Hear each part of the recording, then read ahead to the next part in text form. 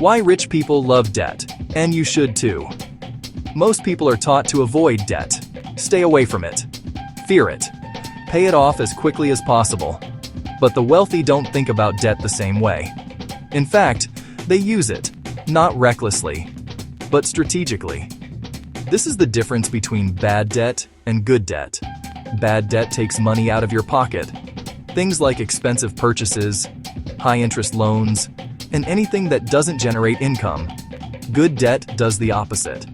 It helps you acquire assets. Assets that produce income, grow in value, or create opportunities. This is how businesses expand. This is how real estate is acquired. This is how wealth scales. The key difference is simple. Poor people use debt to consume. Rich people use debt to produce. One creates pressure, the other creates leverage. Leverage allows you to control more resources without using only your own money. And that's how growth accelerates. Of course, debt is not risk-free. Used incorrectly, it can destroy wealth. But avoided completely, it can also limit it. The goal is not to fear debt.